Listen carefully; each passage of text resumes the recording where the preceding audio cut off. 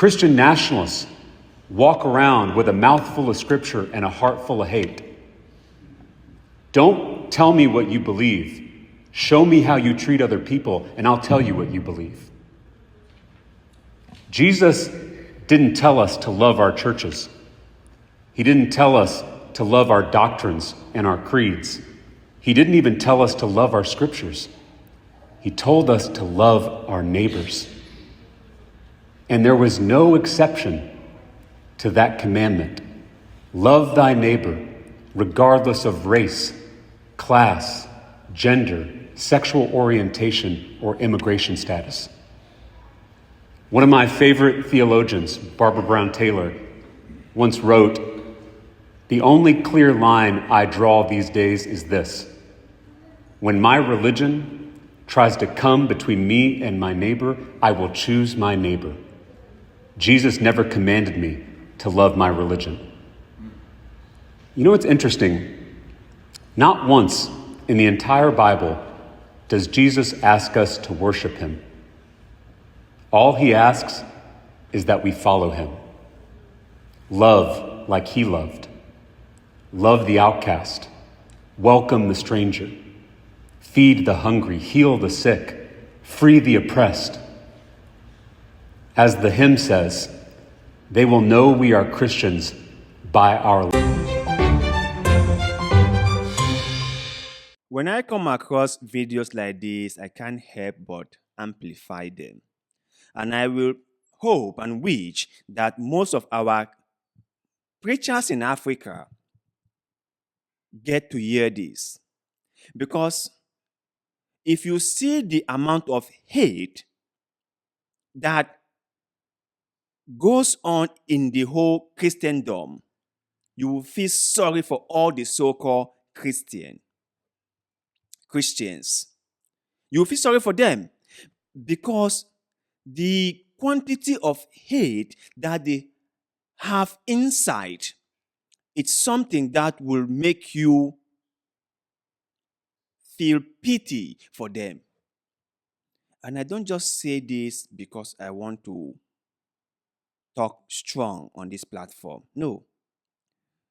You can hear them say, "Let all my enemies die or die." They said it. He who wants bad things to happen to me, let bad things happen to them and to their families. You hear them say that, especially the whole called born-again movement. All what they call for is punishment upon all those who disagree with them.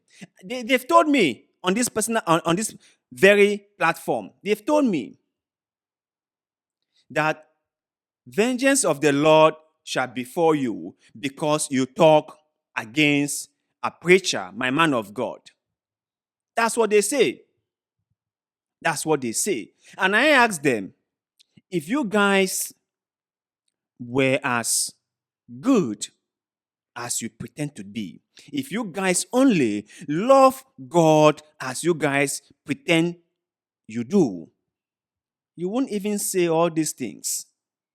Because all the things you say just have hatred all over it. There is hate all over it. Even if I say something against you or your man of God, as a Christian, what is required of you? Is it for you to forgive me and pray that I get to know God and live according to God's ways? Or for me to die? Which one is it? If I criticize your man of God for their excesses, what is required of you as a servant of the Lord or as a child of God, as a believer, as someone who knows more about God than I do? What is really required of you? Is it to pray that God forgives my sin or forgives me for the things I say and do? Or is it to pray that God visit vengeance upon me. Which is it?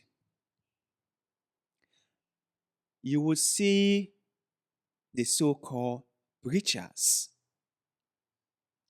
buying multiple private jets. And you ask yourself that these preachers who are buying these jets from Africa, how exactly is their neighborhood? How are the people in their community faring? How are those people faring? Do they have a average or fairly good life? Are they living, I don't know, fairly well? Do they have things to eat? Do they have something to drink? Do they? A preacher will be buying multiple private jets and even will blackmail his members to pay their tithe and offering.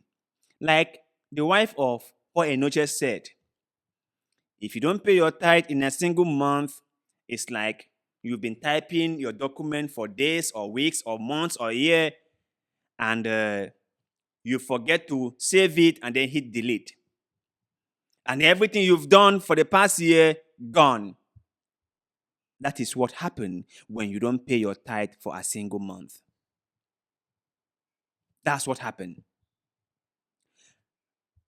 People will come on air and say that if you don't pay your tithe, then you won't go to heaven. Full stop. That is a man of God saying this rubbish. And not just an ordinary preacher, but a daddy G.O. saying this. As if God told him this. We thought that God was the only one who knows who goes to heaven and who goes to hell. Because after all, judgment belongs to the Lord and only the Lord alone, isn't it? But you will see preachers passing judgment on people. What happened to love your neighbor as thyself, as this person in this video said? What happened to that?